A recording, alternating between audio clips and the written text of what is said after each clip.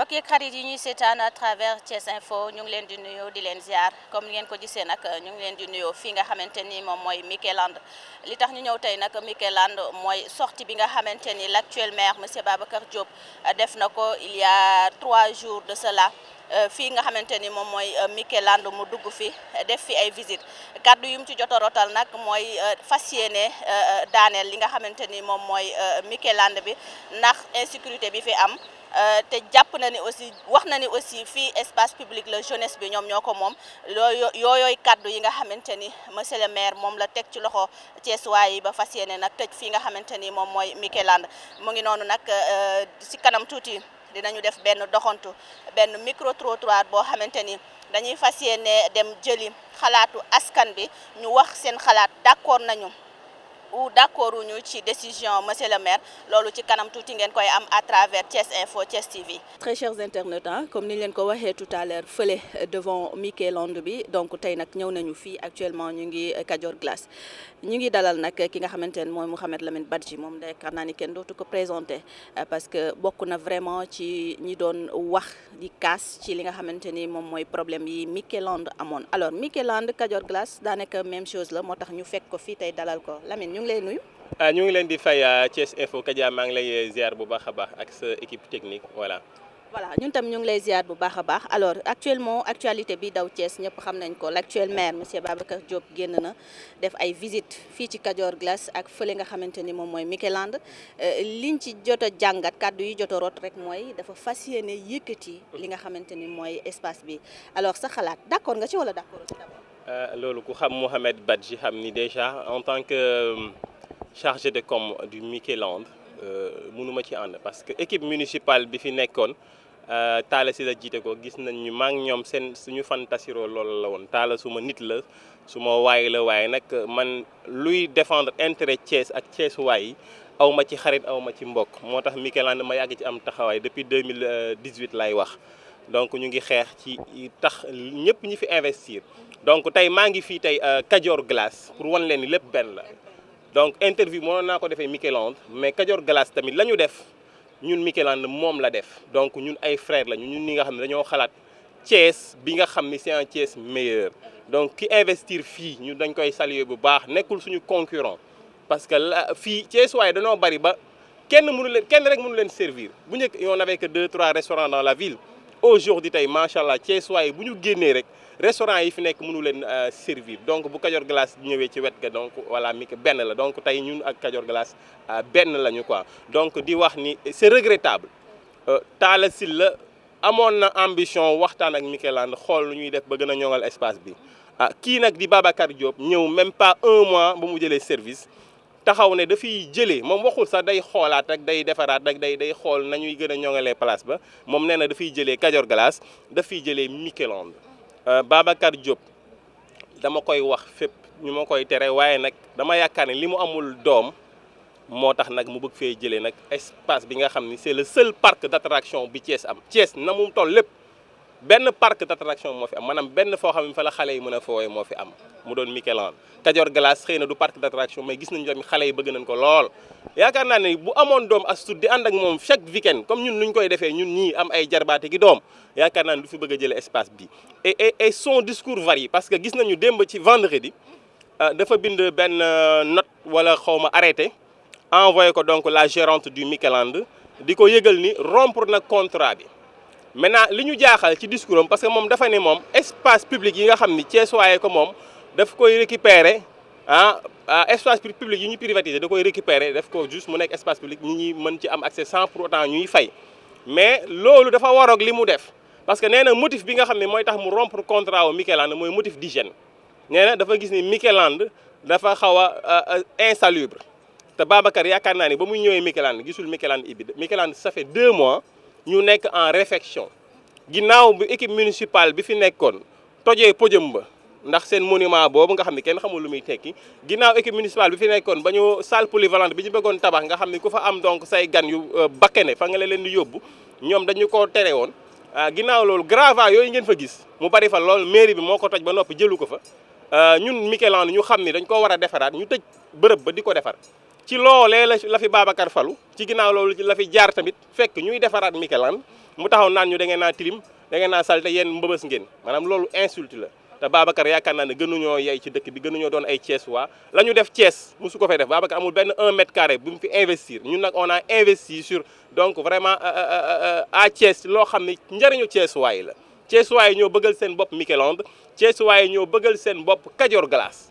kon tey yaakaar naa ne tey ba avant muy falu dans son programme il n'a jamais cité Mikelande encore moins Kajoor Glace yow ba ngay falu sa programme waxoo ñi ñi da nga fiy jëlee lii nga falu ba noppi bëgg ko fi jëlee c'est-à-dire que yow faloo goo sa di maanaam yàgg ko fi di defoo fi 2 mois ah di trahir Thiès waay donc lii bu ñu ko waxoon ñu bari duñ ko votel donc tey yaakaar naa ne tey ñun ñañ fi jëlee est-ce que tanewuñ ñi fi nekk parce que Babacar vraiment daf ñuy rusloo mais nag dina xam ne nag ay kajoor la ko sekkal. ngeen fas yéene ban taxawaay ngeen fas yéene taxaw en tant que chargé de. xam nga moom ba mu faloo ba léegi dafay wax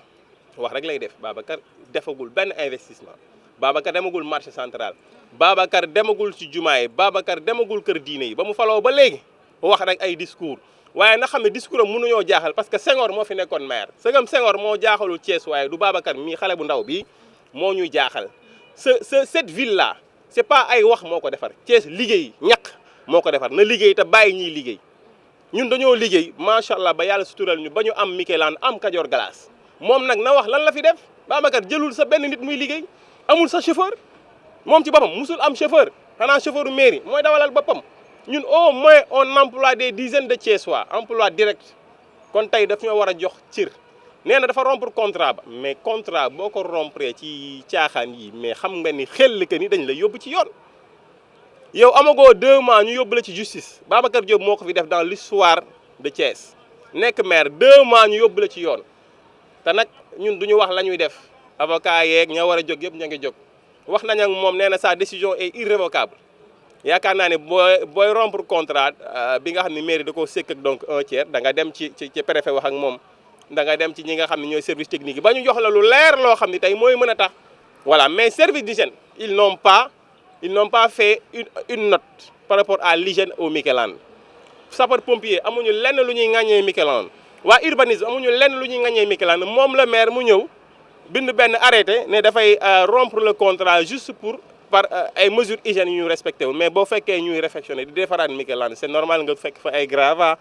donc yaakaar naa ne donc vraiment nit tungu ne du teew ñuy netaal Mikelande ñu ngi koy defaraat lam fa gis ñoom ñoo ko tojoon équipe municipale ba fa nekkoon ñun nag ña ngay defar bu ñu paree dana nettoyer ba mu set ibbiwaat Mikelande Babacar Diop terewuñoo nelaw damaa yaakaar ne nag li mu amul doom nekk célibataire nag dafa xaw a diis ci boppam nag na ngeen ko jàppale. merci beaucoup yaakaar naa ne message bi leer na Mouhamed Lamine Badji moom la ñu dalaloon nag nekk conseil pas conseil autant pour moi que chargé de com fële nga xamante ni moom mooy Mikelande ci kanam tuuti ñu dalalaat keneen tey nag Thiès waay il faut ñu génn wax seen xalaat ci jëf ji nga xamante ni monsieur le maire mu ngi ko fas yéenee def. ñu koy waxee tout à l'heure dañuy dalal Ibou Diouf responsable politique moom tam wax xalaatam ci sortie bi nga xamante ni l'actuel maire monsieur Babacar Diop def na ko par rapport ak Mikelande ak fi nga xamante ni moom mooy Kajoor Glace Ibou ñu ngi leen nuyu. maa leen di fay di leen ziare aussi di nuyu say latir. alors sortie bi maire bi def gis nga ko tey ndax d'accord nga ci sortie bi. non mënuñu ci d'accord loolu mënuñu ci d'accord te jàpp naa ne benn Thiessois du ci d'accord parce que mais nag moom dañuy doog a fal muy doog a ñëw mun na am idée wax nit ñi aussi tontu dañu ko. wax nañ ko ni projet Kajoor Glace bi Thiessois dañ ko soxla et puis loolu war na ko xam tamit fii ak maire bi matul 20 mètres donc war na xam ni Thiessois dañuy fréquenter fii te dégg naa ko ci discours am bi ñu def orientation budgétaire mu wax ni Thiès boo génne ne doo am foo jëm ñu yor xaalis ñu dem si hôtel yi ñu amul xaalis amuñu fu ñu jëm ma ne ko Kajoor Glace lañ jëm donc fii kay ku ne xam na ne man nga xam ne du ma génn guddi sax dañ may yónnee photo yi fii ñëpp dañ fi nekk guddi ku am ak ku amul ñoo fi bokk yam alors dañ ko def pour Thiessois yi et puis projet bi man maa wutal autorisation bi man mi di wax man maa demoon ci maire Talla Sylla def demande bi mu autorisé ma ko parce que ki investir affaire bi sama xarit la def nañ 25 ans sama lépp la. da ngay confirmer loolu parce que ñun foroon nañ ci weeru bay ne yow bi ñuy taxawal lii da nga ci takk répp macha allah. non takk sax man la c'est-à-dire que lépp man maa ko def Talla Sylla mi ngi gisante ak ki ci investir xaalisam jour immigration bi. kon donc def nañ projet ba pare te gisu ko xam nga loolu c'est important parce que nit ñi dañuy véhiculer di wax ni dañ ko ci jox xaalis et tout Talla Sylla man la accordé ci téléphone la ma ne jot naa sa affaire bi gis naa photo yi ma yónnee ko WhatsApp mu ne ma rafet na accordé naa ko après ñu dem jël service technique yi ñëw xool urbanisme gars yi environnement ñu xool ne place bi baax na pour loolu alors ñu def ko bi ñu ko defee boobu ba léegi képp kuy seet nit Thiès fii ngay ñëw parce que ñu ko fekk ngoon mu toog léegi moom su fekkente ne le nouveau maire la wax na ni dafa bëgg lu neex Thiès waay li neex Thiès waay mooy mu bàyyi fi Kajoor Glace et puis moom ñu ngi ciy waxtaan aussi dem ba léegi mi ngi commencé ñu ngi waxtaan mi ngi déglu mi ngi xam ni liñ ko wax waaw mën nañ ko yey te jubluwuñ ci yey mais dañoo jublu mu nekk loo xam ni même ñun partenaire u maire yi la ñu war a nekk parce que tey su fekkee nañu am benn projet ñun bu ñu ñëwee dañuy war a accompagner wala mu ñëw ne yokk def nañ fi wifi gratuite dañuy am wifi élèves yi dañ fiy toog bu ñu wàccee guddi gi mag ñi dañ fiy toog ñi ñëw am ay stress dañuy toog déglu musique gratuitement bu ñu jëndee kenn forcé wul kenn mu jënd glace donc gis nga rang bi sax dañuy rang pour jënd glace puisque am na nag lu nekk si ginnaaw lu ñu jàpp ni ñoom est-ce que yàgg nañu xeex projet bi ñoom xam ne ñoom yàgg nañu xeex projet bi. parce que projet bi amoon na bi ngeen koy taxawal amoon na ay coow yu ci amoon. non amoon na te coow yi du positif c'est que dañuy wax ni daf ñuy yàqal suñu liggéey te loolu du raison fii ay 2 cimenteries am nañ fi 3 cimenteries ku ne yaa ngi liggéey dama jàpp ne man mi di wax ak yow man du ma jënd glace mais dama fi fréquenté glace xale yi ko bëgg ñu jënd jeex na am na ñu bëgg leneen ñu jënd leneen donc loolu rek la. kon lan nga jàpp ni moo nekk ci ginnaaw. non c'est ñu am ay restaurant ci biir ville bi ak ñu doon jaay glace ci biir ville bi gis ni clients yi léegi fii la ñu bëgg kon loolu wane na ni suñ doon def benn élection ñu wax Thiès waaye dañuy 98% dañuy wax ni Kajoor Glace lañ bëgg donc nit ñi ñoo ko bëgg defaguñu sax 1 an donc ñëpp dañuy wax Kajoor Glace Kajoor Glace Kajoor Glace mais parce que glace bi neex na te cherul te jar na te milieu bi neex na yegg si boo ñëwee mën nga garer sa oto beneen bi fii enclavé wul kenn donc milieu bi dafay ñëw même ci ginnaaw des na espace ci kanam des espace 3 oto mën nañ tegalu ba ci tali bi donc amuñu problème pour déranger kenn beneen bi ay doomu Thiès ñu ngi fiy liggéey te ki ko fi def aussi patriote la doomu Thiès la fi la juddoo fi la màggee fi la yaroo yàlla defal ko wërsëgam mu ñëw investir te mi investir ñun fii du woon sax en face impôt bi lañ ko bëggoon def ñu ne foofu parking la ñu trouvé fii bi ñu ñëwee fii fekk ñu fi dara lu dul benn garab bu sax ci digg bi fii ak ay bëy yuy toog ak yooyu donc ñu aménagé ko def pavage bi lampe yi et tout lépp moo ko fi def donc dama jàpp ne rek li ñuy lancé maire moom ki investir ak maire bi ay morom lañu ay génération lañu dañ koy lancé après rek mu xam ni su dee dafa bëgg lu neex Thiessois Kajoor Glace bokk na ci lu neex Thiessois. ñu wax aussi di tudd lu mel ni manque de sécurité bi aussi. non sécurité non fii agent sécurité bi dañ 500 000 francs leen di fay par mois sécurité kay kenn mënu ko wax fii guddi ak bëccëg 24/24.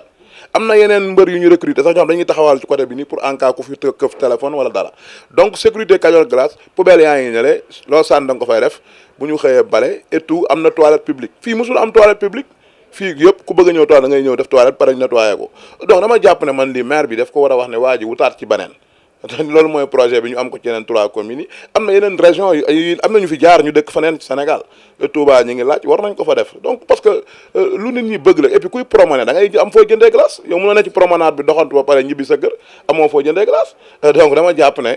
ñi ne ci ginnaaw dañ leen di lancer appel ñu xam ne ku ne sa wërsëg lay jaay nañ ci génne seen loxo te xam ne kii seen frère la lu ñu bokk ñu mun nañ sax produire jox leen ñoom ñu jaay ku bëgg mun nga ñëw ñu defal la loolu parce que loolu moo ñu tax a jóg mais le maire daal dëkk dem bële ñu ngi waxtaan ñi ngi waaj a trouver terrain ñu ngi ñaan yàlla mu yegg mu bàyyi fi projet bi parce que moo gën ci moom moo ko fiy jéem a jël. jàpp ngeen ni daal mën nañu jàpp ni projet Kajoor Glace du fi jóg. non le moral est bon parce que nit mën na tëpp wax après ñu raisonné ko waxtaan ak moom et puis loolu dañ ko soxla ci maire buy déglu nga déglu ñu wax la parce que taala bi mu ko fiy def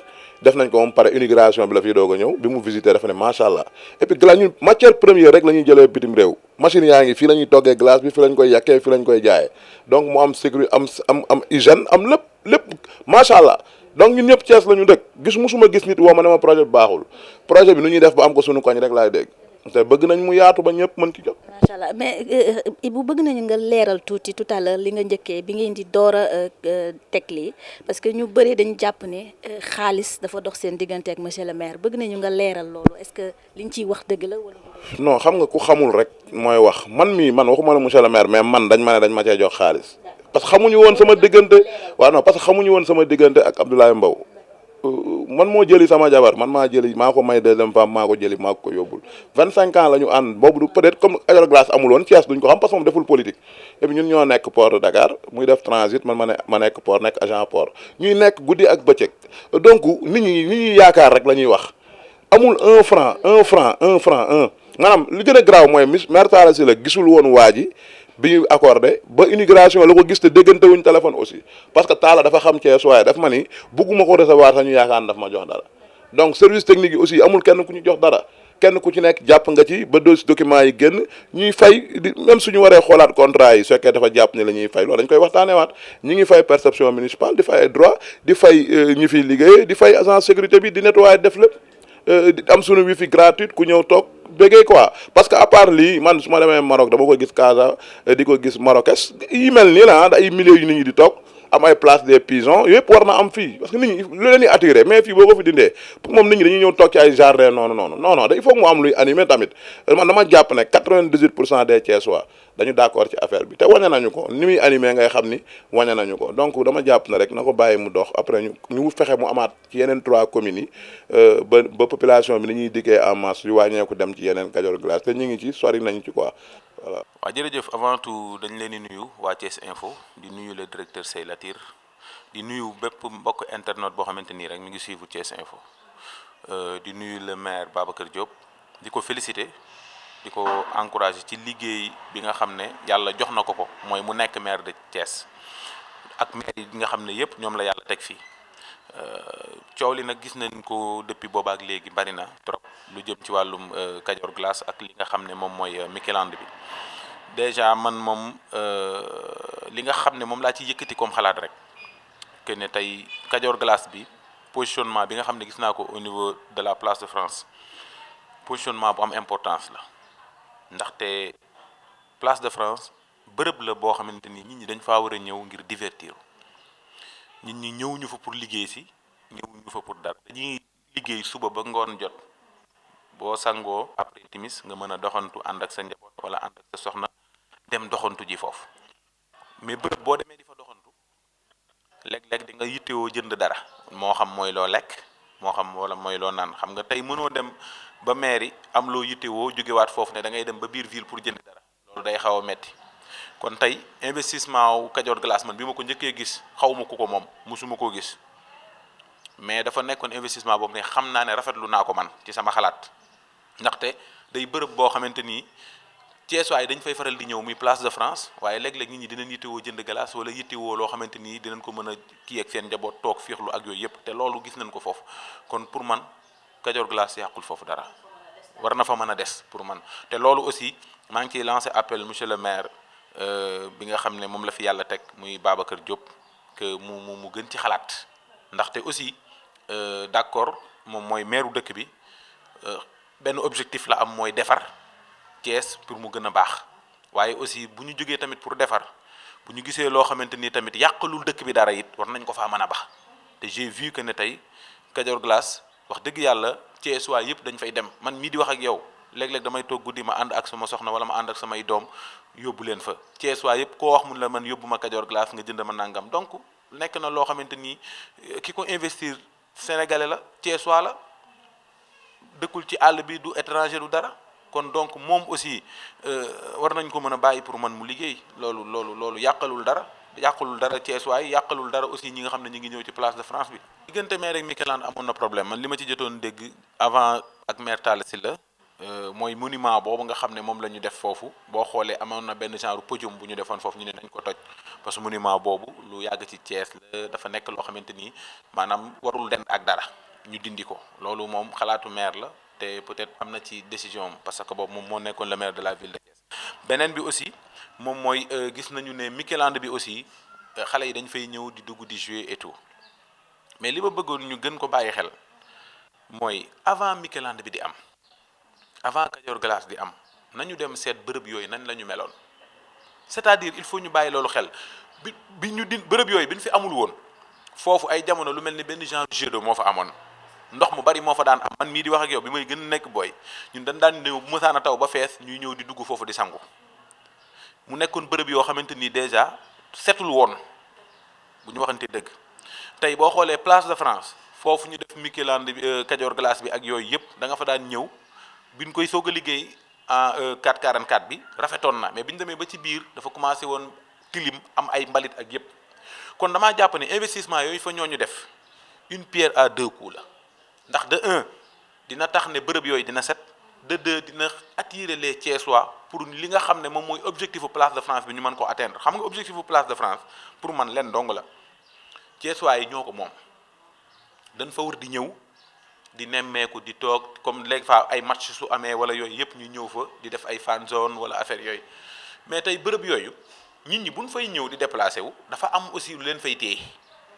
li leen mën a téye foofu mooy léeg-léeg ñu yor seen xaalis am lu ñu bëgg a jënd ñi war a bëgg a def lii wala ñi bëgg a def laa Mikeland boobu da ngay gis ñoom dañuy ñëw gaari seen oto indi seen doom ñu dugg jouer bu ñu paree ñu bàyyi leen ñu demaat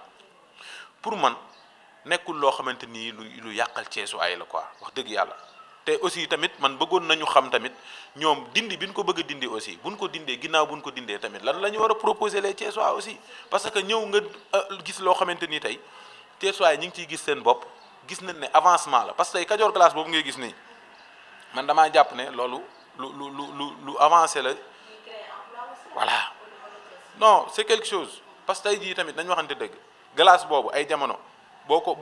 ko jëndewul foofu des fois da ngay dugg ci benn select nga jënd ko fa wala nga dem Sans Soleil foofu noonu ñoom ñoo ko fay jaay et tout pour man investissement boobu kooku def Thiessois la ñëw na pour jàpp ci comme ni yeneen Thiessois yi jàppee ndax yeneen Thiessois yi ñi ngi investir fii di jëngu di créer ay réseau ñii di créer ay entreprise di liggéey et tout mais teewul tey dañ leen di encourager man Thiessois lépp lu muy yëngu dama koy encourager man tey lépp sama alal bañ naa ko fu may jënd ñi ngi may dégg fu Thiessois yi di jaay man fa laay dem di kii Kajoor Glace xaw ma ku ko moom waaye yàlla xam na ne damay dem foofu di toog di jënd samay glace di waxtaan su ma paree ma taal suma oto dem ñibbi parce que tey place de France léegi jëm bu njëkk nit da daan ñëw ba foofu am na ñoom ne bëgguñu ko woon def jëmukaay ndax bu njëkk defoon naa set ba pare amoon na ay détails wóorul mais tey jii boo fa demee am nga envie mën a dem toog fa ci côté boobu aussi tamit dama ciy féliciter aussi ICG xam naa ne bokkul ci sax discours bi mais dama ko ciy dugal di ciy remercier madame ka directeur bu baax loolu tamit lu jar a bàyyi xel la parce que bu ñu seetloo place de France bi jamono ji nettoyage bi et tout gën naa setal dëkk bi même ba ci biir dëkk bi nga gis ne dëkk bi léegi gën na set te loolu aussi taxawaay ICG am na ci importance. su ma amul lu may wax Thiessois yi mooy avant tout ñu xam ne Thiès ñun ñëpp ñoo ko bokk dañoo war a booloo ndax booloo mooy doole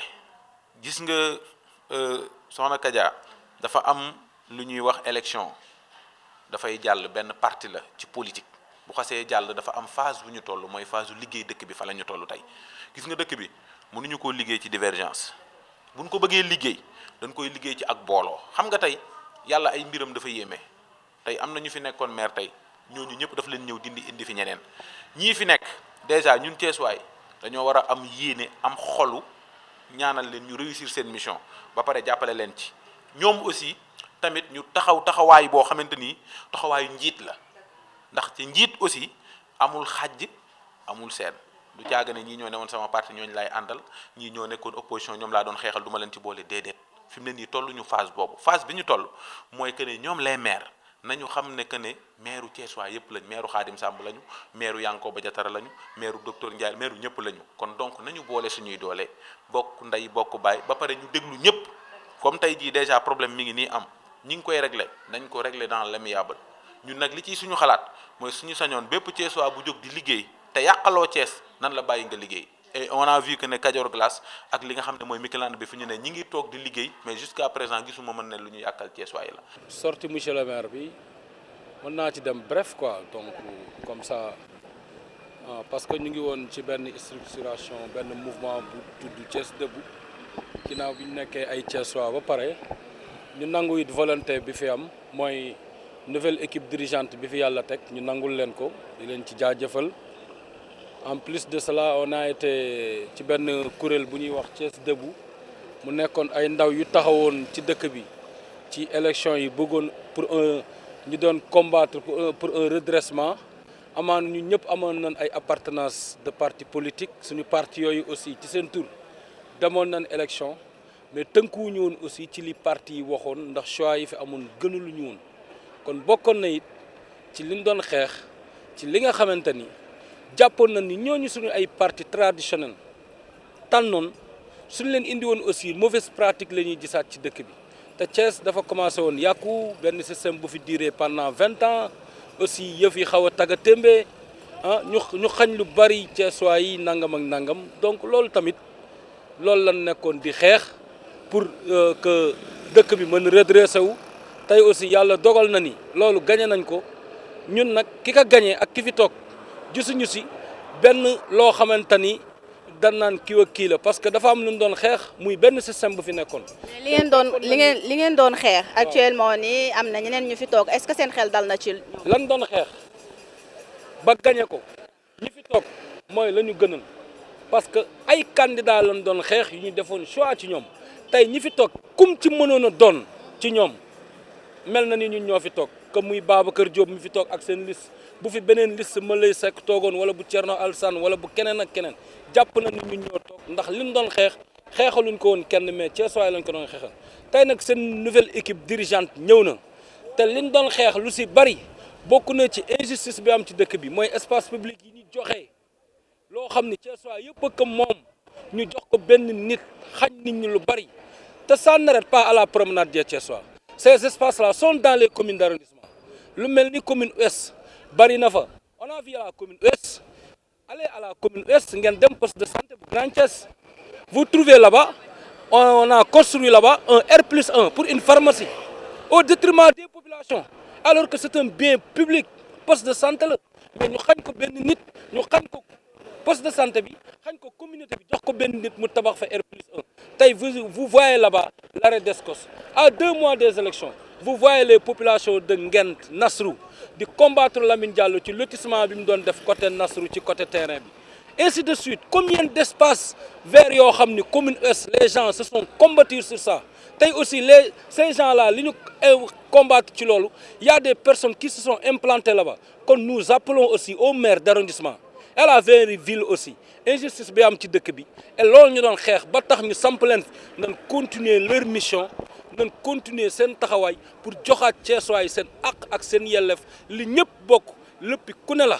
kenn moomu ko. kon François da nga jàpp ni da nga d'accord ci li nga xamante ni moom la ñu bëgg a def ci Kajoor bi la. je vous dis madame man l'appel et lancement que je fais je ne citerai pas le nom de X ou X sama conviction mooy le redressement de Thiès et qui dit redressement aussi va avec des sanctions puisqu'il y a des nébulosités qui existent dans cette ville. et kon d'accord nga ñu yëkkati Kajoor Glace. dama ni la duma la wax turu X ou X je vous dis je suis parfaitement d'accord au redressement de cette ville parce que loolu lañ doon xeex donc que ça se tombe sur Kajoor ou keneen ak keneen peu m'importe ce qui m'importe c'est le redressement de Thiès. ñu dalal nag ki nga xamante ni mooy Alioune Ndiaye moom nag macha allah yaakaar naa dootuñu ko présenter parce que aussi bokk na ci ñi nga xamante ni ñoom ñoo gën a fréquent fële nga xamante ni mooy Kajoor Glace Alioune sortie bi nga xamante ni maire bi def na ko lan ban gis-gis nga ci am.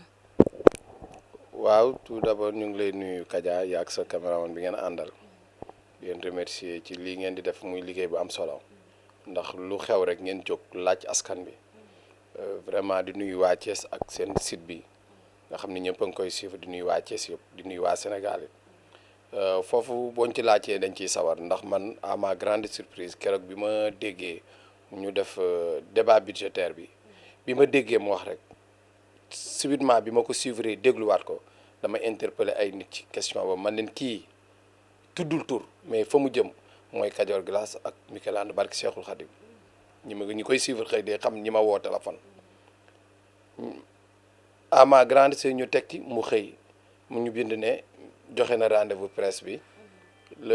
jox na rendez-vous presse bi 8h30 ma yaakaar ne nag wax dëgg yàlla nit buñ la falee nga ñëw toog def passation seen Thiessois di la xaar ci ay priorité majeure doo xëy rek ñëw di wax affaire Mikeland ak Kajoor Glace ndax li tax ñaar yooyu Mikeland suñuy doom suñuy jarbaat suñuy lépp ñoo fay dem mu nekkoon place bu am solo wax dëgg yàlla ñu aménagé ko ba mu rafetoon mu am fa ay tiraillement Covid bi jaar fi laal borom man xaw ma femme bi aram damay dégg turam mais mënu ma leen tiiral ñu xëy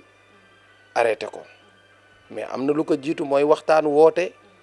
négociation laajte ñu ngi affaire contrat ay contrat ngeen woote waxtaan parce que administration continuité la ñu ñëw ne Kajoor Glace wax dëgg yàlla bañ koy defar ku naafequl gis na mu meloon ay mbalit ay kanetu sàngara ay capote ay déchets yoo xam ni ñaaw na sa tudd nit ñi fa lañ daan demee douche borom ñëw aménagé ko te biñ ko defaree 4444 Thiès ku dugg rek ne wuu Thiès ni ko defaree mu rafet ak Michelande mu rafetoon G2 bi man dama yaakaar bu ñëwoon yooyu priorité nag la war a wax defaraat dëkk bi ale avenue Malick Sy bii buntu lycée Malick Sy xoolal foofu ni mu meloon ñu defaroon ko ba mu rafet man dama yaakaar foofu lañ ko doon xaar mais pas ñëw foo xam ni seeni borom dañu jël ay millions defar ko ba mu jekk ñu jël fa tamit ay doomi Thiès ñu di fa liggéey nga xëy rek ne ñëw def ay arrêté mel ni kuy def ay acharnement wala ay compte booy xeex ak nit man xaaruma ko woon fii vraiment dama yaakaar parce que Kajoor Glace du place privée place publique la ndax même restaurant bi ak glacier bi ku lekku sax da ngay ñëw toog nit da ngay am rendez-vous jox ko fa nit dina jóge beneen dëkk ñëw di wut si ay kayit tribunal wala am fa rendez-vous mais fa lay ñëw toog kenn du ko jógal borom aménagé ko ba mu jekk ñëpp di fa féexlu bu tàngay jotee da ngay gis day fees del nit ñi teg seen i bassan teg seen i ataaya fële da ngay gis nit ñi dañuy jaay ci biir nit ñi dañuy ñëw di fa dugg di jaay borom musta ne lii bu mu fi am parce que xam na ni Thiessois ko moom du luñ ko jox du bail du titre foncier Thiessois ko moom nag mu defar ko nit ñi di ci gis seen bopp kon lan mooy njëriñu jëlee ko fa man loolu laay laaj lan mooy njëriñ dama yaakaar daal vraiment monsieur le maire bu ñu ko fi tegee am na yeneen préoccupation parce que man dama naan kumba am na parce que boo xoolee rue Sans Soleil bi niñ ko defaree restaurant yëpp ku ci ne da ngaa defar ba xaw a laal trottoir bi mais loolu waxuñu ci éclairage public yi waxu ci mais yow xëy rek ñaari sites yooyu rek xëy tamit tey rek na nga bind arrêté joxe ko. est-ce que jàppoo ne aussi am na leneen lu nekk ci ginnaaw loo xamante ni moo waral xam nga bu amee lu nekk ci ginnaaw man dama naan mbirum politique lalu na ci parce que tamit ni waa Thiès Debout jotee génn bas def déclaration ne y a des choses yoo xam ni affaire contrat ñëwu kaa sax wax ndax dafa doy waar mais moom mooy le maire de la ville Thiès waayee ko fal man moom wax dëgg yàlla bokkuma ci ñu ko fal Thiès waayee ko fal mu nekk maire nag waaye nag dootul maire parti bi wala maire Thiès waay yëpp la waaye nag dafa war a xoolaat liggéey mu càmbar ko bu fekkee contrat yi tew ndax bërki dem woote naa ci benn télé ci émission bi ma ne leen bu fekkee lii ngeen wax ni moom la Kajoor Glace di fay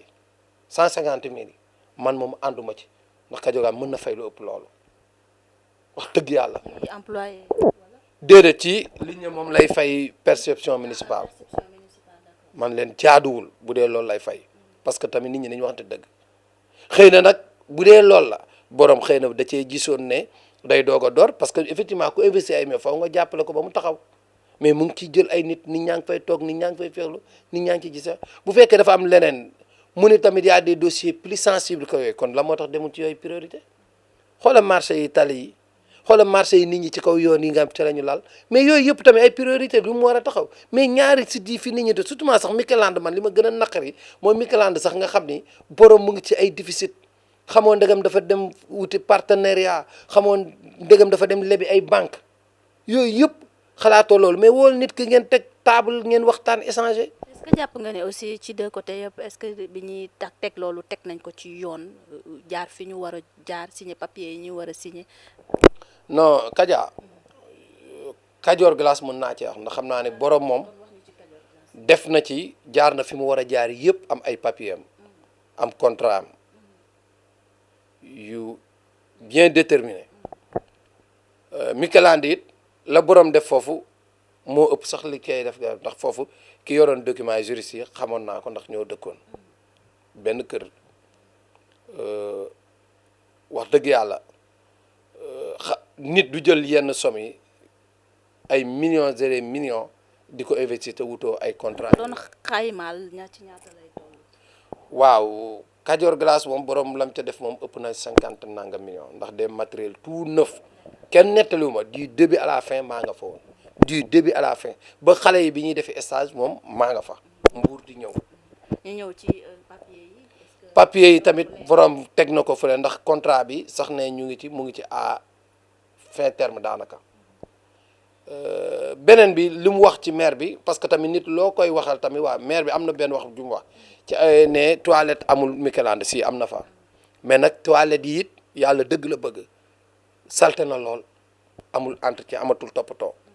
ndax biñ fa defee ci suñu manifestation bourde bi ak kii bi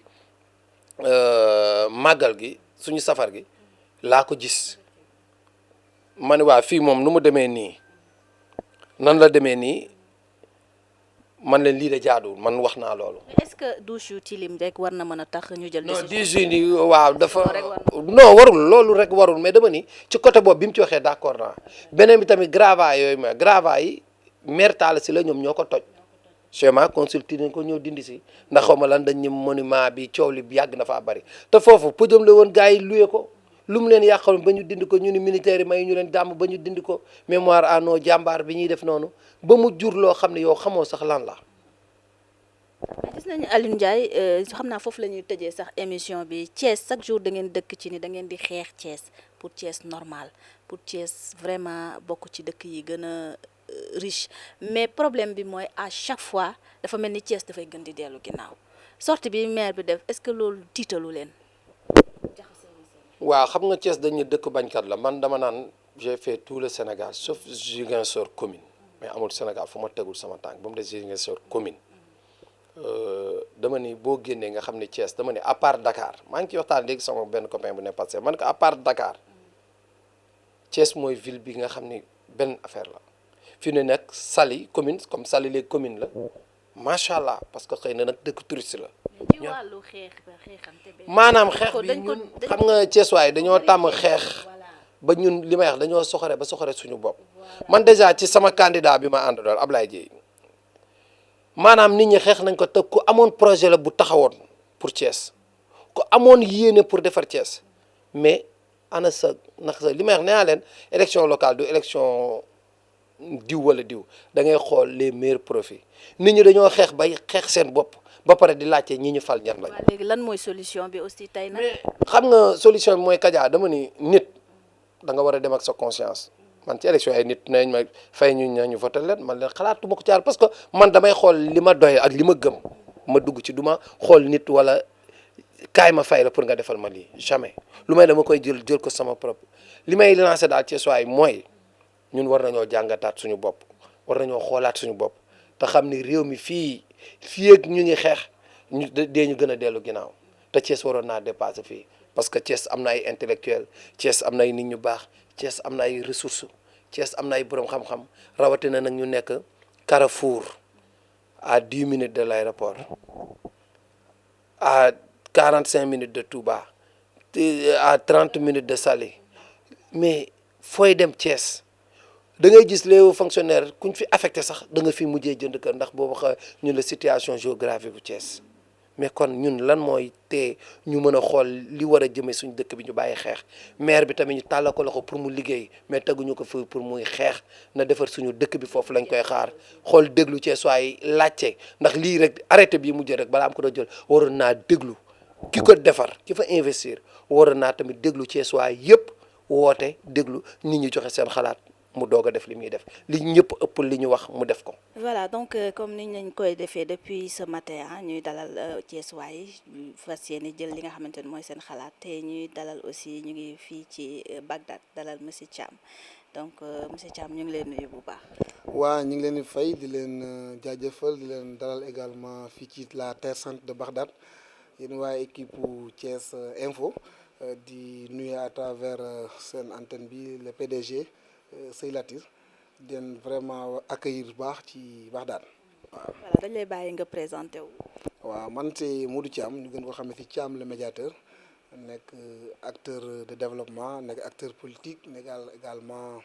conseil municipal bu mairie Thiès Est waaw maa moom mbégte daal dalal leen fii tey ci Bagdad. fàtte aussi nekk xaritu monsieur le maire. waaw loolu le maire Babacar Diop Babacar c'est un grand frère ñu koy souhaiter vraiment une bonne réussite.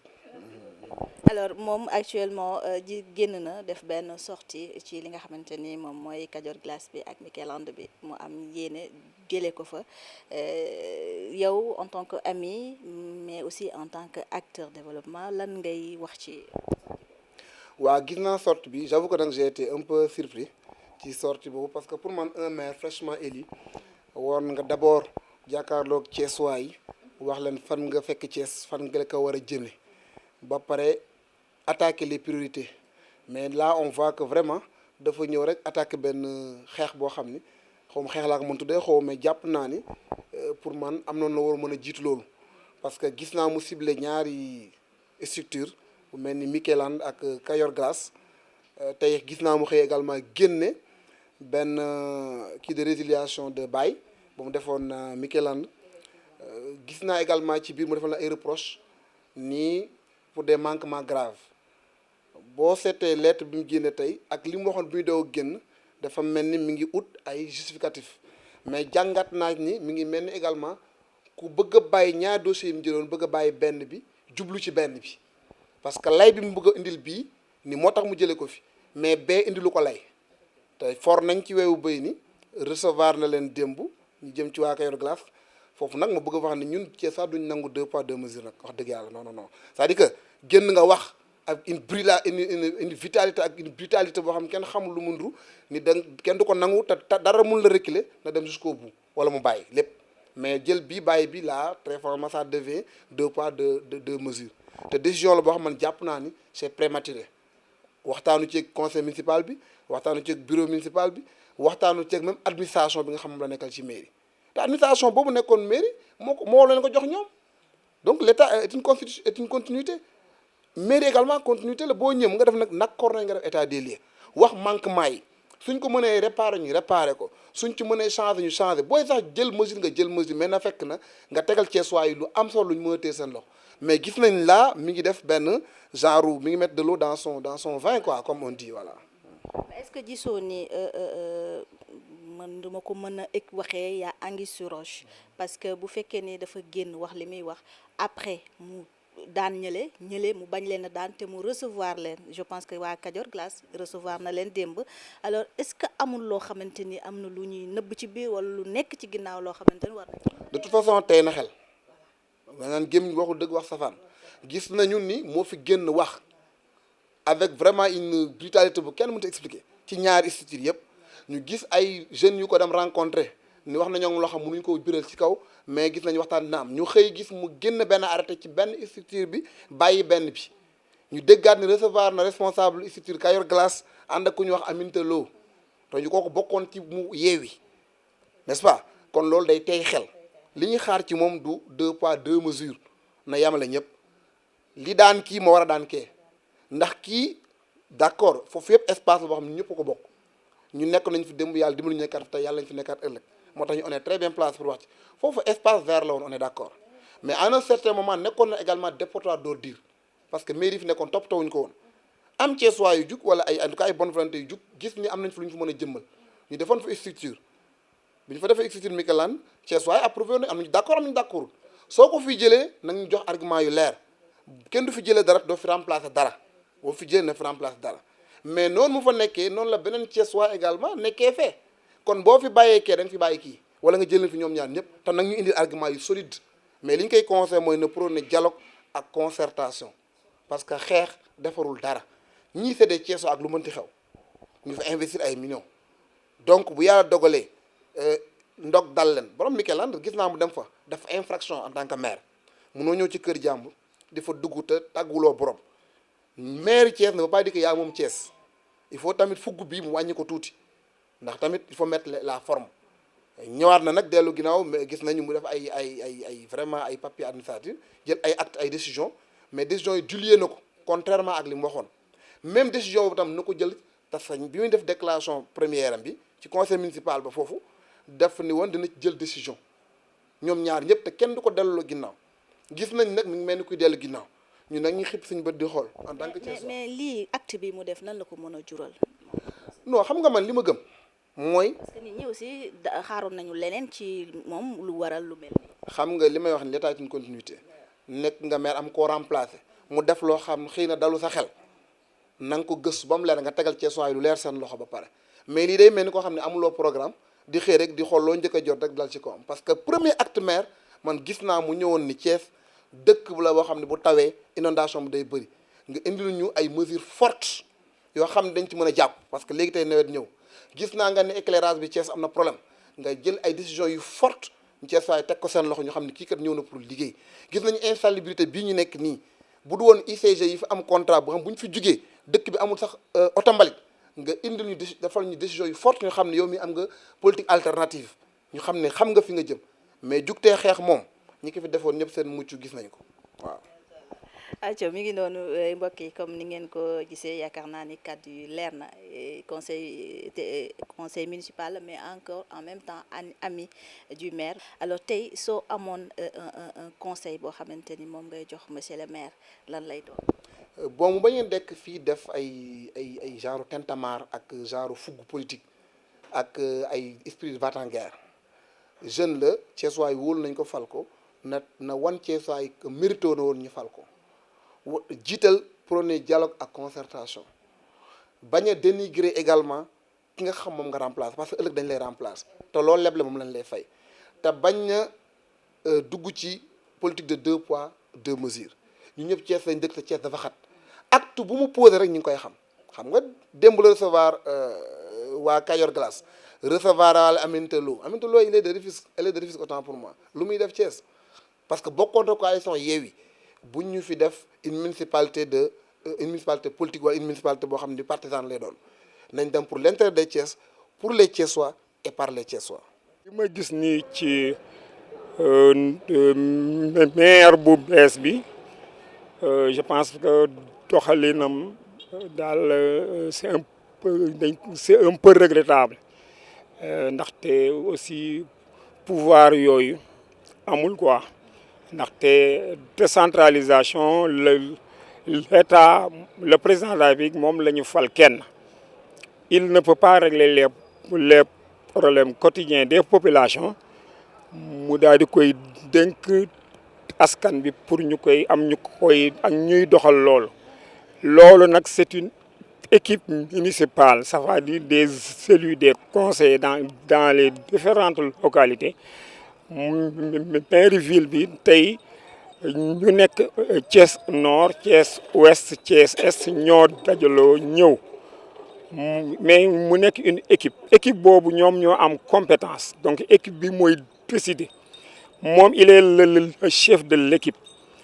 kon texte yi changé wul texte yi benn ci changé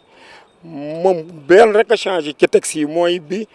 dañ ni woon souvent bu ñu falee équipe bi nag seen biir dañuy def ay manigance ba teg maire woo xam ni dëkk bi du ko jox bopp moo taxoon bi yoon ñu ni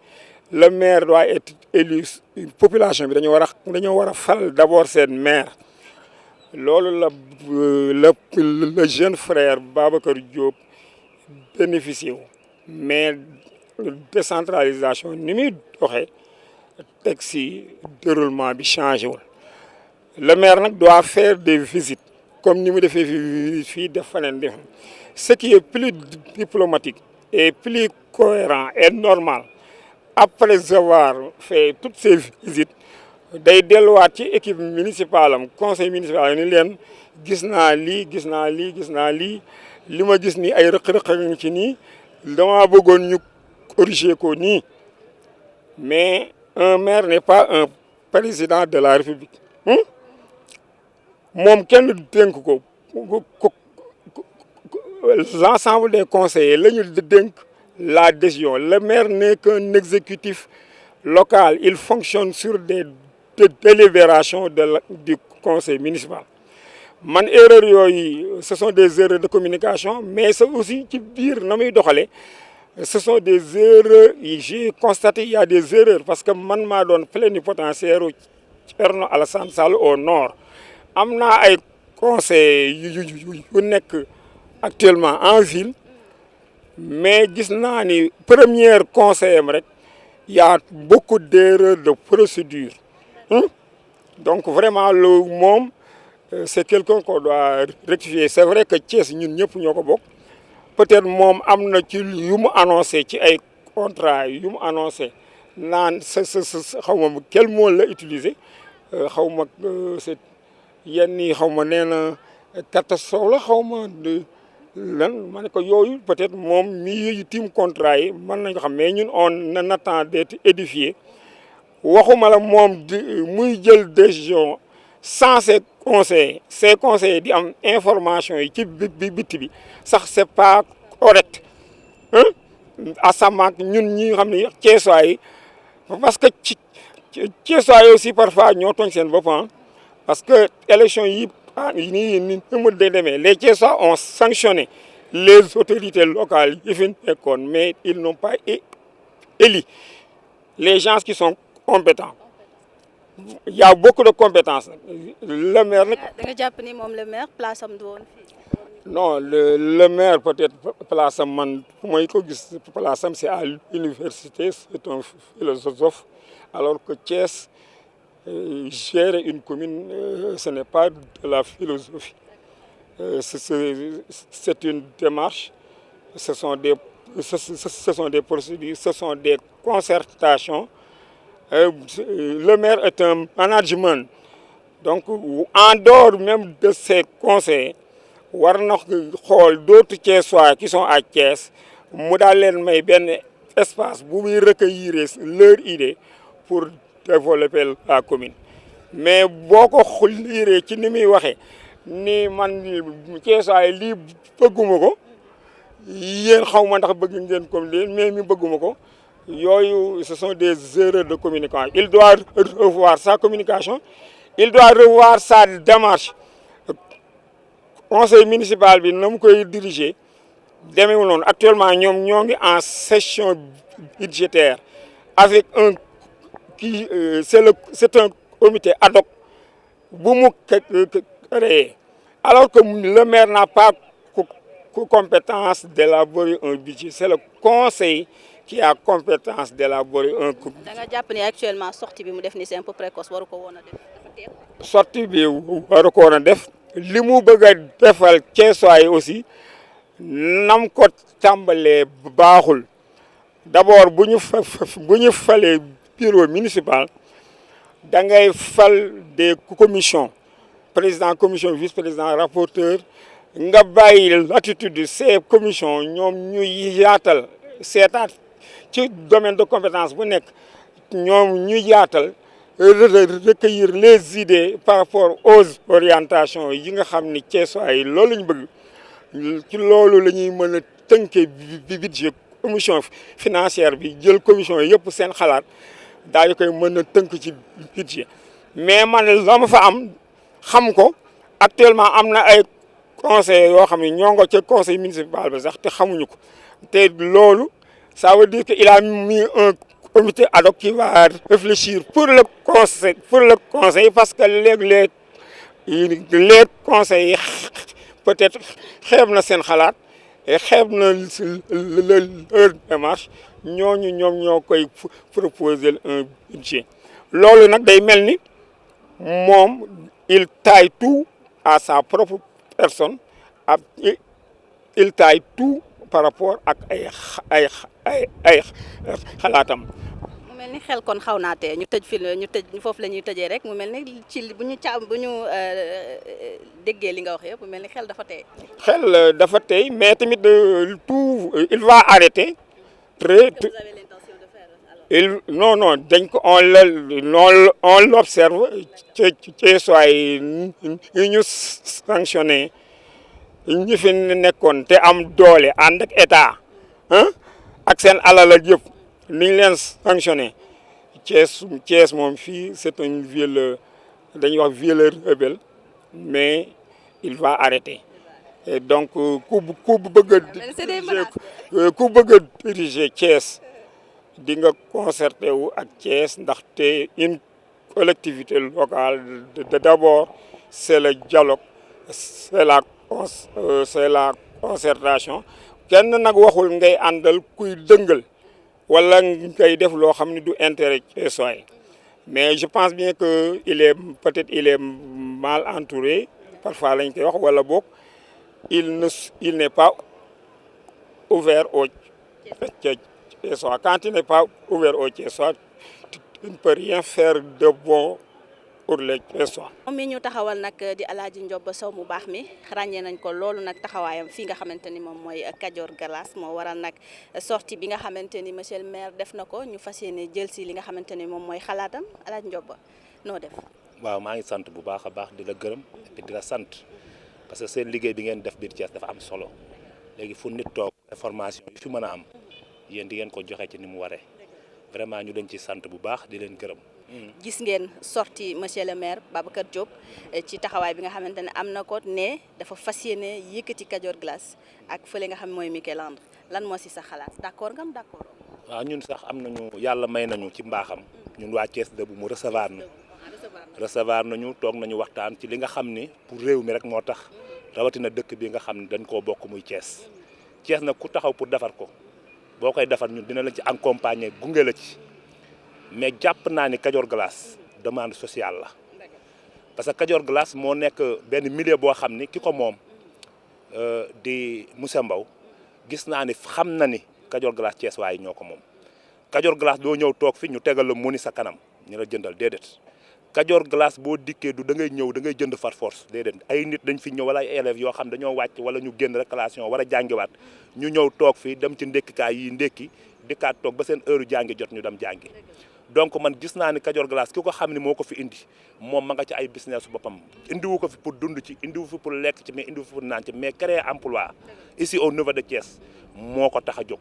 te lii mu def jàpp naa ne su ko ñu bëri defoon Thiès dina dépasser fi mu nekk. créer ay emploi aussi. c'est ça le problème parce que ay borom kër ñi ngi fi ay njaboot ñi ngi fi depuis mu ko ubbee ba tey ay nit ñi ngi xëy di ñëw di fi dàq seen di fi daan seen doole di fi dàq seen wërsëg mu leen koy jox kon jàpp naa ne Kajoor Glace tey sa et puis naa la wax benn wax ci Kajoor Glace 100 personnes yoo fi gis ñu dugg biir Kajoor Glace daanaka 20 yi rek ñooy jënd 80 yëpp dañuy toog parce que xam nañu ñoom ñoo ko moom mais Thiès waay yëpp bi ñu toogee waxtaan ak ñoom ci Kajoor Glace ak li nga xam ne tey si moom la monsieur le maire wax gis na ni population moo féete lépp kaw même suñuy loi ak suñuy règlement population bi ñoo ko féete kaw. parce que moom ci biir waxam mi ngi naan lu neex population bi lu defar Thiès lay wut. kon nag na jàpp ni Thiès waay ñoo moom Kajoor Glace parce que tur bi turu Kajoor la glace bi mooy glace bi fiy jaay te et puis nag qualité glace lay def man du ma wax nit ni yàlla ngi lay nuyu te gisuma ko mais position Thiès waay yëpp mooy Kajoor Glace waa Thiès ñoo ko bëgg et puis nag suñu indiwaatee tuuti xam fii la fi nekkoon xam léegi li fi nekk mais ay guddi ñi ma woon jaar fii à partir de 22h boo fi jaaree bala ngaa yegg fii ci Sonatel bi